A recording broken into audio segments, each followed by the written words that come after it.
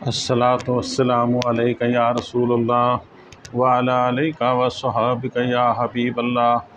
آج میں آپ کو ایک حسین عورت کا قصہ سنا رہا ہوں۔ قصہ بڑا دلچسپ ہے، پوری ویڈیو غور سے دیکھیں، انشاءاللہ آپ کو مزہ آئے گا۔ ابو الحسن سراج یہ کہتے ہیں کہ میں نے ایک مرتبہ حج کو گیا، میں طواف کر رہا تھا، میری نگاہ ایک ایسی حسین عورت پر پڑی جس کے چہرے کا حسن چمک رہا تھا۔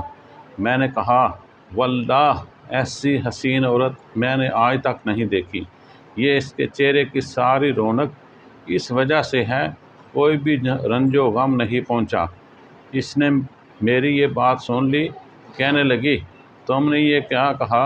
واللہ میں غموں میں جکڑی ہوئی ہوں اور میرا دل فکروں سے آفتوں سے زخمی ہے، اور کوئی بھی میرے غموں میں میرا شریک نہیں رہا۔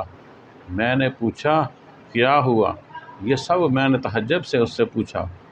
کہنے لگی، میرے خاوند نے قربانی کی، ایک بکری ذبح کی، میرے 2 چھوٹے بچے کھیل رہے تھے، ایک بچہ دودھ پیتا میری گود میں تھا، میں گوشت پکانے کے لیے اٹھی تو ان دونوں لڑکوں میں سے ایک نے کہا، میں تجھے بتاؤں کہ ابا نے بکری کس طرح ذبح کی ہے؟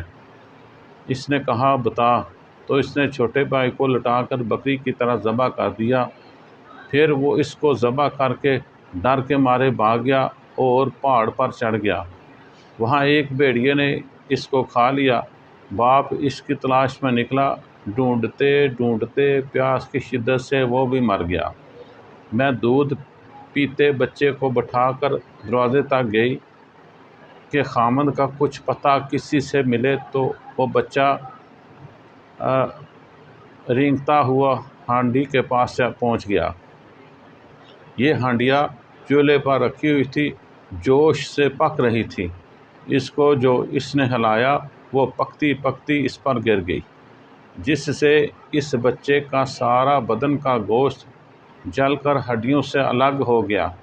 میری ایک بڑی لڑکی تھی جو اپنے خاوند کے گھر رہتی تھی، اس کو جب اس سارے قصے کی خبر پہنچی تو وہ خبر سن کر زمین پر گر گئی۔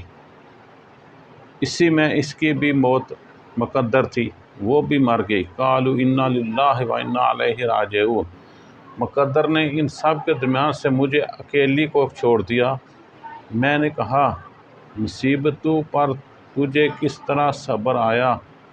وہ کہنے لگی، جو شخص صبر اور بے صبری میں الگ الگ غور کرے گا وہ ان کے درمیان بہت بون وعید پائے گا۔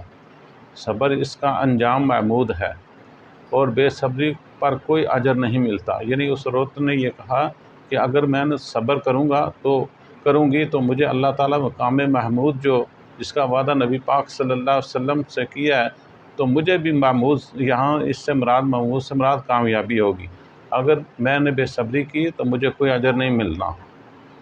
پھر اس نے 3 شعر پڑھے اور چل دی، جن کا ترجمہ میں آپ کی نظر میں کرتا ہوں۔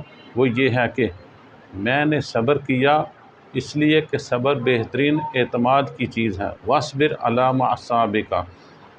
اگر بے صبری سے مجھے کوئی فائدہ پہنچ سکتا تو کرتی۔